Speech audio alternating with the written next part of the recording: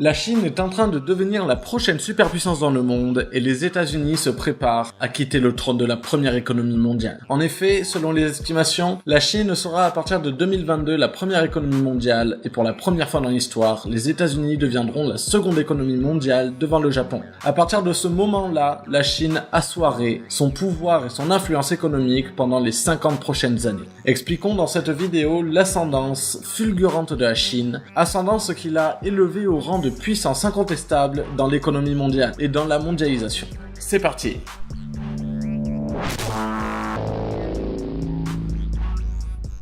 La Chine a toujours été une civilisation merveilleuse, mais à cause de ses difficultés et de son éloignement, l'intégration a été plus ou moins difficile, et l'une des raisons qui expliquait cette difficulté fut sa topographie compliquée. De plus, avec une culture, une langue et des coutumes bien différentes des mœurs occidentales, l'intégration de la Chine ne pouvait être que plus complexe. Mais la réalité est bien différente. Entre les années 900 et 1100, la Chine était l'un des pays avec l'une des plus grandes économies et influences du monde. Il est vrai qu'à cette époque, l'économie n'était pas aussi développée qu'aujourd'hui, mais les données existantes montrent que c'était une société avancée et technologiquement plus développée que les sociétés européennes. Cette période correspondait en particulier à la dynastie Song que nous appellerons la Chine pour simplifier les idées. À cette même période, la population de la Chine était estimée à 118 millions d'habitants et en 1820, la Chine représentait 32,9% de l'économie mondiale. Autrement dit, son influence était indiscutable. C'était la nation avec les ressources les plus économiques, agricoles et humaines. Cependant, la révolution industrielle qui a suivi a amené les pays européens à rattraper leur retard technologique et industriel et à surpasser la Chine dans le domaine. Les États-Unis, la France, l'Angleterre, l'Allemagne et d'autres pays ont réussi à atteindre un développement jamais vu auparavant. La Seconde Guerre mondiale qui a dévasté l'Allemagne et le Japon a été le point d'inflexion et le Japon avait occupé la Chine pendant des années et assassiné des millions de civils chinois. Par la suite, les 5 puissances victorieuses de la Seconde Guerre mondiale, la France, le Royaume-Uni, les États-Unis, l'Union soviétique et la Chine, ont obtenu chacun un siège au Conseil de sécurité de l'ONU. La Chine était reconnue comme une puissance, mais c'était un pays encore très faible et pauvre. En effet, dans les années 60, la Chine était extrêmement pauvre, où l'espérance de vie à ce moment-là était de 35 ans. À cette époque, le pays avait atteint une population de 600 millions d'habitants, soit le double de la population des États-Unis. Même avec une telle population, le pays ne faisait pas partie des 10 premières puissances économiques mondiales, elle était même derrière le Mexique, qui était à la 7e place dans le classement. Ainsi, malgré sa population, la Chine n'avait pas beaucoup de poids dans l'économie mondiale. Pour preuve, elle ne représentait que 1,6% de l'économie mondiale en 1987. En 1978, après des années de contrôle de l'État de tous les actifs productifs, le gouvernement chinois s'est lancé dans un vaste programme de réforme économique pour réveiller le géant endormi. Le gouvernement autoritaire de Chine a commencé à libérer l'économie, surtout en ce qui concerne le travail. Le secret de l'économie chinoise se résume en 3 mots, l'exportation et la main-d'œuvre bon marché. De ce fait, la Chine est devenue le leader des exportations de toutes sortes de produits dans le monde entier. Évidemment, le gouvernement chinois a fait un énorme investissement dans des projets d'infrastructures, d'énergie, de transport militaire et technologique. Entre 2009 et 2015, la Chine a utilisé la même quantité de ciment que les États-Unis au cours des 100 dernières années. Ces données sont extrêmement curieuses et impressionnantes. Le fait que la Chine ait utilisé la même quantité de ciment pour construire ses villes et ses infrastructures en 7 ans, contre plus de 100 ans aux États-Unis, est la preuve irréfutable de la croissance économique de la Chine. Cette expansion économique, ou même devrais-je dire cette explosion de la croissance économique, a permis à la Chine de détrôner le Japon il y a 5 ans et selon les calculs permettra de détrôner les États-Unis dans 5 ans. La Chine est déjà le premier pollueur mondial, concentrant plus de 18% de la pollution dans le monde. Cette pollution est due à plusieurs facteurs, dont en particulier sa population. Évidemment, avec une population de plus de 1,3 milliard de personnes qui modifient leurs habitudes, notamment alimentaires, la Chine devient un pays qui exige plus et rejette même plus. En fait, le grand risque que beaucoup d'économistes ont mis dans le débat est que comme les citoyens chinois sont capables de consommer autant qu'un Américain ou qu'un Européen, la planète ne sera pas en mesure de soutenir la demande croissante de nourriture et de ressources.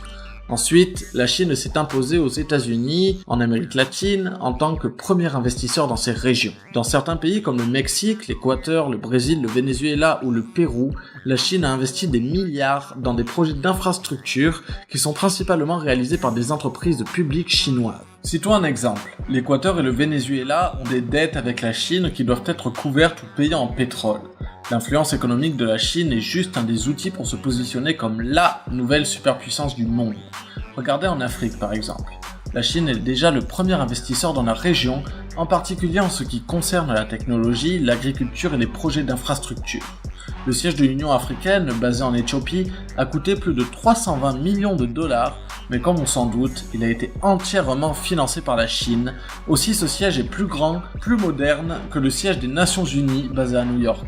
La Chine a fait cet investissement en tant qu'engagement envers l'Afrique et ses plus de 54 nations et ses plus d'1 milliard d'habitants. Pas étonnant non plus quand on sait que l'Afrique sera à partir de 2050 une importante région, doublant ainsi sa population dans des pays comme le Nigeria et l'Afrique du Sud. Maintenant, passons sur le plan militaire, où la Chine a su s'imposer sur la scène internationale. La Chine est maintenant la troisième nation la plus forte militairement parlant dans le monde, après les États-Unis et la Russie, mais cela va changer à nouveau. La Chine gère actuellement un budget militaire de 100 milliards de dollars, c'est 3 fois plus que le budget russe et c'est le deuxième plus grand au monde après les États-Unis. Avec une force militaire de 4 millions de soldats, ils sont l'armée la plus nombreuse au monde. En termes d'équipement militaire, la Russie dépasse toujours la Chine, mais ce même armement date de l'ère soviétique, par conséquent, il est dans la plupart des cas abandonné. La Chine investit de plus en plus d'argent dans la création de chasseurs, de chars, de porte-avions et de technologies militaires. Par ailleurs, la Chine s'impose de plus en plus dans le monde avec une forte présence politique, économique et militaire. Cependant, la Corée du Sud, le Japon et Taïwan sont des nations avec lesquelles la Chine connaît de nombreux conflits militaires et économiques. La Chine revendique le territoire taïwanais comme faisant partie du sien. D'ailleurs, ils ont menacé de le prendre par la force. Côté maritime, plus de 6 nations revendiquent certaines extensions territoriales dont la principale raison est l'importance des ressources et des routes commerciales. Ce qui est drôle à ce sujet, c'est que la Chine prétend à 90% de cette extension maritime et a construit des îlots artificiels où est basée l'armée chinoise pour renforcer sa présence. Les voisins de la Chine, les Philippines, le Cambodge, Taïwan et Singapour ne sont pas très à l'aise avec cette attitude agressive de la Chine. Par ailleurs, la Chine, en tant que membre du Conseil de sécurité, a un droit de veto et est l'un des 5 États autorisés à posséder des armes nucléaires. À cette heure, elle en a environ 280.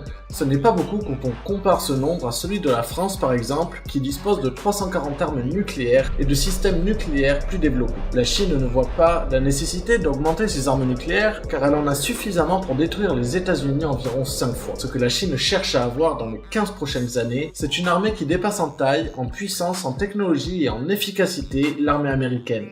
Dans cette logique, la Chine sera en 2022 la prochaine première puissance économique du monde et elle cherchera à ce que son armée s'impose comme une force militaire incontestable. Actuellement, et en comparaison avec les États-Unis, la Chine dépense seulement 1/6 de ce que dépensent les États-Unis dans le secteur, mais comme la Chine et son pouvoir croissent, il est possible que la Chine domine militairement le monde entre 2030 et 2035.